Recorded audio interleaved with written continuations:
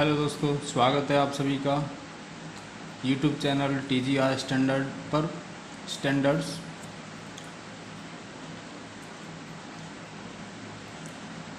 आज हम डिस्कस करेंगे 17 अगस्त शिफ्ट 3 में जो क्वेश्चन आए थे CA GA plus science. 45 questions का एनालिसिस करते हैं। फर्स्ट क्वेश्चन है, जैसे आया था उपनिषद में उपका अर्थ निकट, समीप या पास। उपका अर्थ बताना था। रेयर डिजीज वाई नहीं रेयर डिजीज डे कौन सा है, तो 28 फरवरी। अटॉर्नी जनरल के वेणुगोपाल का कार्यकाल 1 वर्ष के लिए बढ़ाया गया। ये कब बढ़ाया गया, तो जून 2021 में बढ़ाया गया। डायरेक्ट टैक्स नहीं है, कौन सा डायरेक्ट टैक्स नहीं है, तो एक्साइज उत्पाद कर, इसमें ये सही आंसर था। पंचायती राज को संवैधानिक मान्यता कब दी गई, तो 1993 में 73वें संविधान संशोधन अधिनियम के द्वारा दी गई थी। RBI ने मार्च 2022 में किस बैंक पर नया अकाउंट खोलने पर प्रतिबंध लगाया था, तो पेटीएम पेमेंट्स बैंक पर लगाया था। Steel authority of India limited Bharat में कंपनी है, इसकी स्थापना कब हुई थी, 1954 में हुई थी।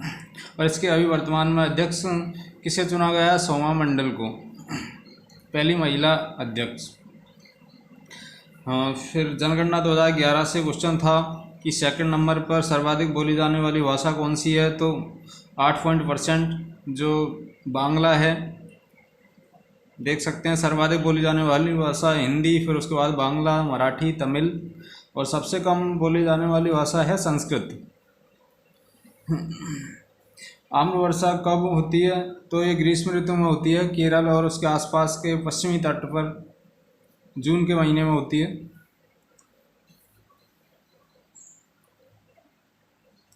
और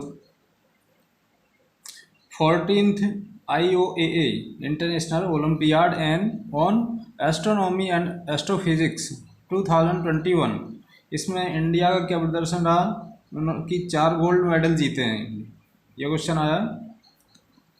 फिर था बाबा सोहन सिंह भाकना किस पार्टी के प्रथम अध्यक्ष थे, तो गदर पार्टी के प्रथम अध्यक्ष थे, जिसका फॉर्मेशन 1913 में हुआ था। पद्मश्री अवार्ड 2022 से क्वेश्चन है, किस पैराशूटर को दिया गया, तो पैराशूटर अवनी लेखरा। अवनी लेखरा से जो क्वेश्चन इम्पोर्टेंट क्वेश्चन बनता है, इन्होंने पैरा ओलंपिक में अभी 2 मेडल जीते थे, गोल्ड मेडल और ब्रॉन्ज मेडल। इसके बाद में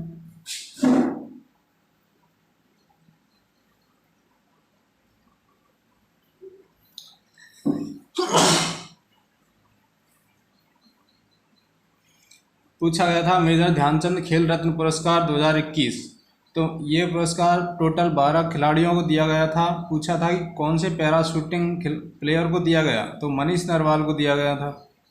ओपन एयर क्लासरूम प्रोग्राम पर्याप्त शिक्षालय ये कहाँ पर शुरू किया गया, तो ये पश्चिम बंगाल में शुरू किया गया। ICTZ after rainy season which direction goes, ये उससे संबंधित है, साउथ डायरेक्शन इसका आंसर है। जैसे उत्तरायण है, दक्षिणायन है, तो देखिए सूर्य दक्षिणायन कब होता है, सर्दियों के टाइम पे, आफ्टर रेनी सीजन, तो दक्षिणायन ICTZ। इसके बाद में पूछा गया कि संविधान लागू कब हुआ, 26 जनवरी 1950।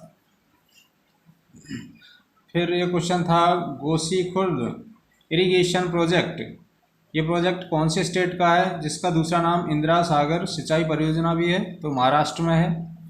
संघीय मतदान प्रणाली केंद्र सरकार के अंतर्गत, ये केंद्र सरकार के अंतर्गत आती है। सरदार सरोवर बांध की ऊंचाई बढ़ाने के विरुद्ध प्रोटेस्ट क्यों हुआ, मतलब, तो देखिए सरदार सरोवर की बांध की ऊंचाई बढ़ाने से उसके आसपास जो लोग रहते थे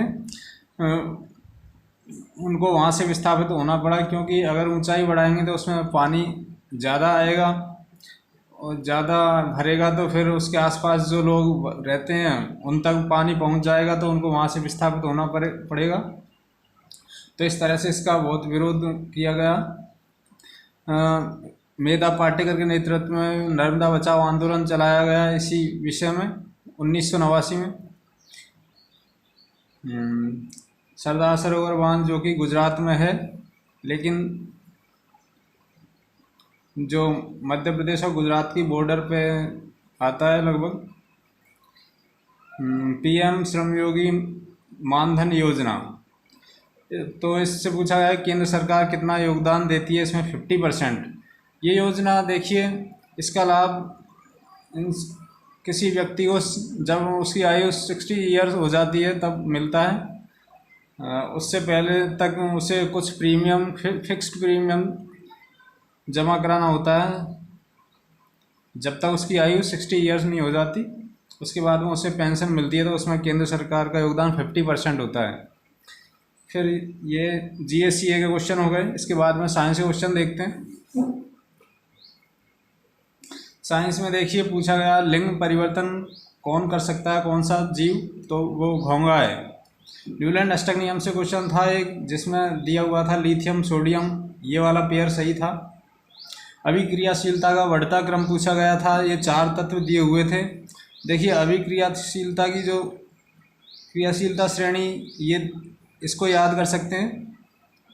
सर्वाधिक अभिक्रियाशीलता होती है पोटेशियम की, सोडियम, कैल्शियम, फिर कम, सबसे कम सिल्वर और औरम मतलब सोना, चांदी सोना की सबसे कम, और potassium, sodium, calcium, magnesium, aluminium इनकी सर्वाधिक होती है। तो इस श्रेणी को देख के इनको चेक कर सकते हैं। देखिए यहाँ पे सर्वाधिक किसकी होगी, जिंक। देखिए जिंक AuHg ये लास्ट में है, जिंक Cu चेक करिए। देखिए जिंक की सक्रियता ज़्यादा है, कॉपर की देखिए कम है। तो जिंक सबसे पहले देखिए सर्वाधिक जिंक, फिर कॉपर, Hg, Au। विद्युत ऊर्जा की वाणिज्यिक इकाई पूछी गई थी, क्या होती है, तो किलोवाट आवर होती है। इसकी वैल्यू जो होती है, डायरेक्ट वैल्यू भी कभी कभी पूछते हैं, तो 3.6 × 10⁶ जूल होता है। चुंबकीय बल रेखाओं की विशेषता से एक क्वेश्चन आया था। उत्तल दर्पण से एक न्यूमेरिकल है, इसमें पूछा गया था कि जो प्रतिबिंब बनता है उसकी दूरी और स्थिति पूछी गई थी। तो दिया हुआ था फोकस दूरी दी हुई है 2 मीटर, और वस्तु की स्थिति दी हुई है 3 मीटर। तो प्रतिबिंब की स्थिति ज्ञात कर सकते हैं दर्पण सूत्र से, जो कि 1/f = 1/v + 1/u। तो इससे v = आ जाएगा 1.2 cm। तो आवर्धन ज्ञात कर सकते हैं -v/u। ये आवर्धन 1 से कम। देखिए उत्तल लेंस का आवर्धन हमेशा 1 से कम होता है, प्रतिबिंब हमेशा छोटा ही बनता है, सीधा बनता है, आभासी बनता है।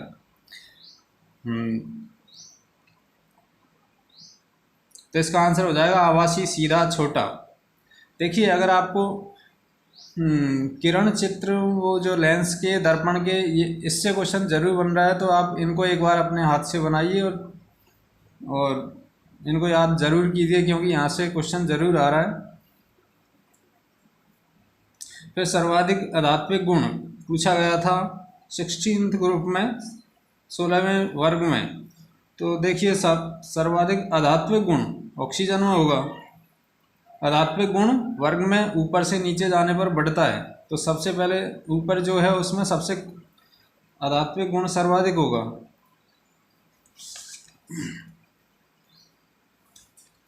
इसके बाद में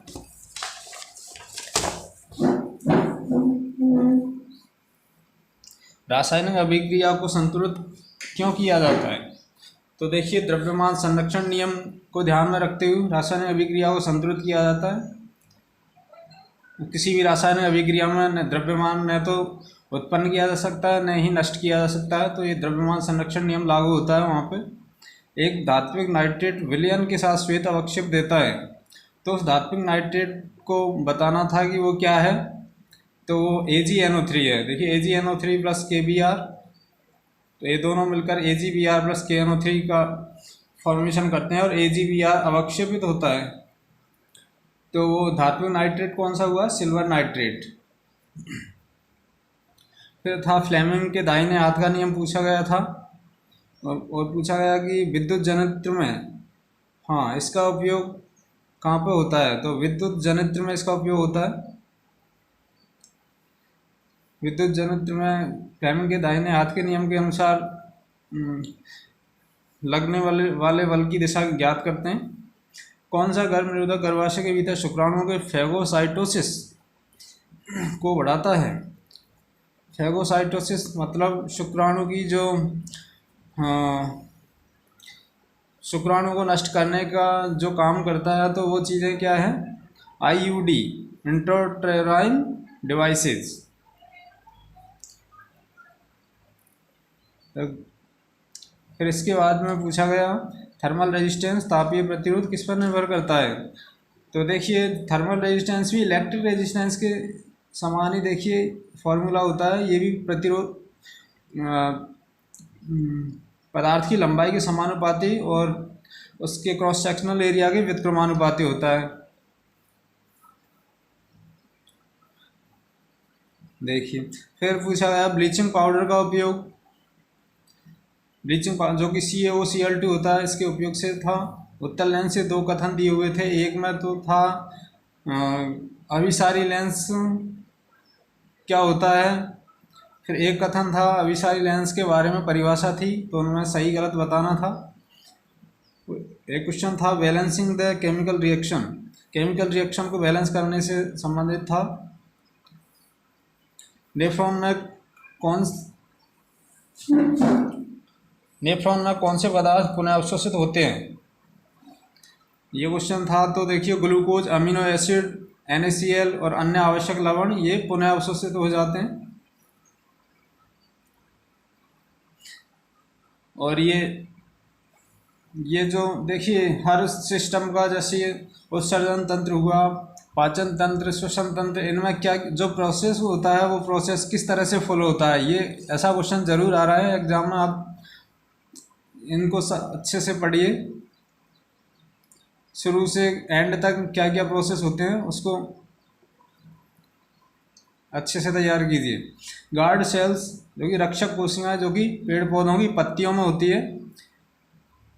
रंध्र, छिद्र, तो उनका क्या काम होता है, रक्षक कोशिकाओं का काम क्या होता है, तो रंध्रों, पत्तियों में जो रंध्र होते हैं को खोलकर और बंद करके बाष्पोत्सर्जन की दर को नियंत्रित करना है गार्ड सेल्स का काम। फिर यदि कोई प्रकाश किरण लंबवत आपतित हो, तो जैसे अविलंब की दिशा में कोई प्रकाश किरण आती है तो अविलंब की दिशा में वापस चली जाती है। आपतन कोण, परावर्तन कोण दोनों 0 होता है।